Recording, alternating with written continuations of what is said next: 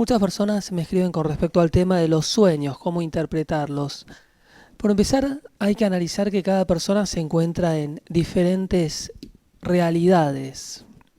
Por empezar, existe la realidad orgánica, que es la que está relacionada con las sensaciones corporales, o tenemos frío o calor, o tenemos hambre, o alguna circunstancia externa que influye en el cuerpo, va a repercutir en los sueños. Si por ejemplo nosotros estamos en un cuarto encerrado y sentimos que falta aire, podemos soñar que nos estamos ahogando.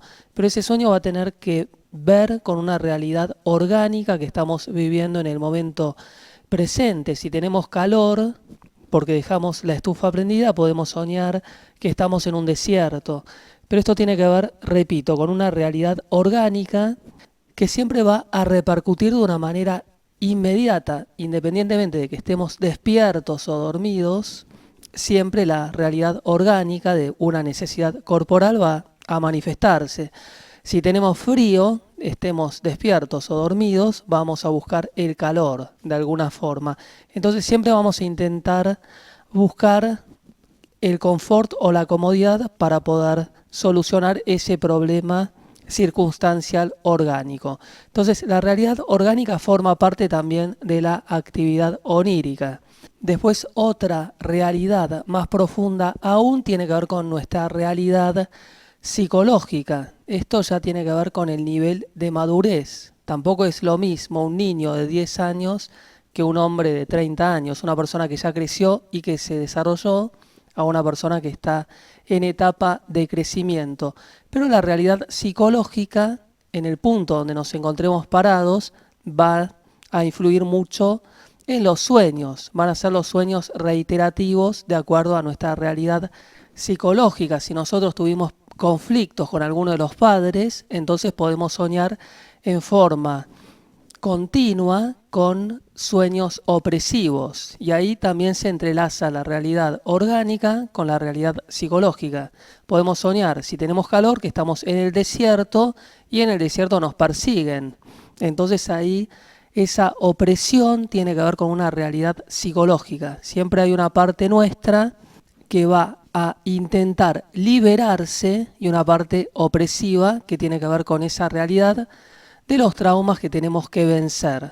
Entonces vamos a ir analizando que los sueños se repiten y vamos a tener que ir dilucidando el sentido o el significado más profundo de cada uno de los sueños. De todas formas, en líneas generales, la opresión en la cual podemos sentirnos envueltos a través de los sueños va a estar relacionada con esa realidad psicológica. Siempre los sueños vienen en clave, como si fuera un rompecabezas o de manera cifrada, y de ahí que haya que ir interpretándolos. Pero si uno es consciente en un sentido amplio de cuál es el trauma que debe vencer, se vuelve mucho más fácil.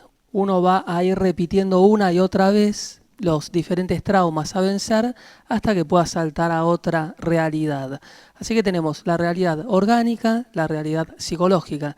Finalmente, la última de las realidades, que es más profunda aún que la realidad psicológica, es la realidad evolutiva de cada una de las personas, la realidad espiritual. Los sueños van a ser mucho más vívidos, la profundidad de la conciencia aún mayor, la persona va a poder conectarse con una realidad mucho más profunda, siendo mucho más consciente en un plano intuitivo, y se van a entrelazar las tres realidades en un mismo sueño. Imaginémonos una persona que tiene calor, que está durmiendo, que está en el desierto, está siendo perseguida. Ahí se encuentra la realidad orgánica del calor que puede estar sufriendo en ese momento presente, la persecución que puede tener que ver con esa realidad psicológica. La persona puede no sentirse querida o puede ser víctima de ciertos traumas que lo están oprimiendo, y la realidad espiritual. Dentro de esa realidad, de ese sueño opresivo, aparecer imágenes o avatares o seres de luz que lo iluminan. De alguna forma u otra la persona es consciente de ese otro plano y de esa otra realidad. No nos olvidemos que todo cae donde debe caer, así que la persona siempre va a buscar su centro, su eje, y esa profundidad espiritual va a jugar a su favor para que vaya encontrando la salida de ese laberinto onírico.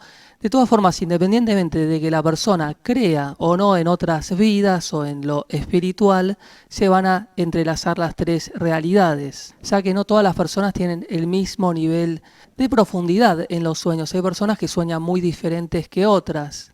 Sueños o que son mucho más chatos o que son irrelevantes o la persona no le presta atención al significado oculto. En la medida que la persona va creciendo espiritualmente, los sueños se van volviendo mucho más importantes y esclarecedores. Y la mejor forma para ir interpretando los sueños es ser consciente de qué es lo que uno sueña, qué es lo que se repite, escribir los sueños, recordarlos, analizarlos, ir viendo de qué manera uno vivenció el sueño en el plano emocional y poco a poco, en la medida que uno es consciente de sus sueños, los puede ir redireccionando y teniendo un control. Cuando lo inconsciente se vuelve consciente, vamos a sentir que tenemos un poder que es el más importante de todos, que es el poder sobre nosotros mismos.